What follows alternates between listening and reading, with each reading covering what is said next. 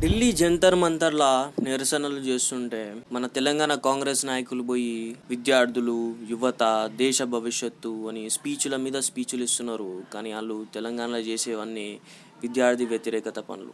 గత 2.5 ఏళ్లుగా మీరు ప్రవేశపెట్టిన ఉచిత బస్సు ప్రయాణం వల్ల లక్షల మంది విద్యార్థులు నరకయాతన అనుభవిస్తున్నారు. కానీ వీటి గురించి ఎవరు పట్టించుకోరు. 2022 నుండి పెండింగ్లో ఉన్న స్కాలర్షిప్ బకాయిలు ఇంకా చెల్లించలేదు. మీరు విద్యార్థుల భవిష్యత్తు గురించి మాట్లాడుతున్నారు.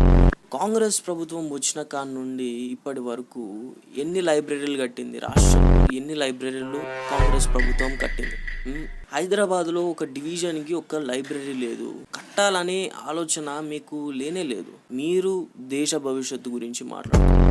మీరు నిర్మించుకున్న విద్యార్థి సంఘాల ద్వారా నాయకత్వపు లక్షణాలు కల్పిస్తామని విద్యార్థుల గొంతు నొక్కి విద్యా సమస్యలపై కాకుండా మీకు కావాల్సిన ఓట్ల కోసం విద్యార్థులని ఒక ఎరగా వాడుకుంటున్న మీరు విద్యార్థుల భవిష్యత్తు గురించి మాట్లాడడం, యువత భవిష్యత్తు గురించి మాట్లాడడం, ఫేక్ క్యాస్ట్ సర్టిఫికేట్స్ని నిర్మూలించడంలో విఫలమైన మీరు, దళిత విద్యార్థులకు అన్యాయం జరుగుతున్నా చూస్తూ ఏం చేయలేకపోతున్న మీరు సామాజిక న్యాయం గురించి మాట్లాడడం. కర్ణాటకలో కాంగ్రెస్ ప్రభుత్వం విద్యార్థులకు ఉచిత బస్సు ప్రయాణం కల్పిస్తుంది. కానీ మీరెందుకు చేయలేకపోతున్నారు? మళ్ళీ ఎలక్షన్లు వస్తాయి, మేనిఫెస్టోలో 2 ఉచితాలు వేస్తే మళ్ళీ ఓట్లు వేస్తారనేగా మీ భావన.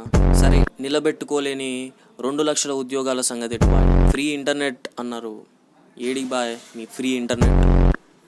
అసలు సమయం లేక చాలా ఇబ్బందిగా ఉండే ముఖ్యమంత్రి విద్యాశాఖని తన ఆధీనంలో ఉంచుకుంటే విద్యాశాఖ సమర్థంగా ఎట్లా పనిచేస్తుంది? దీన్ని బట్టి చూస్తే కాంగ్రెస్ ప్రభుత్వానికి మన యువత మీద, రాష్ట్ర దేశ భవిష్యత్తు మీద, ఓట్ల భవిష్యత్తు మీద ఉన్న స్పష్టత కనిపిస్తలేదా?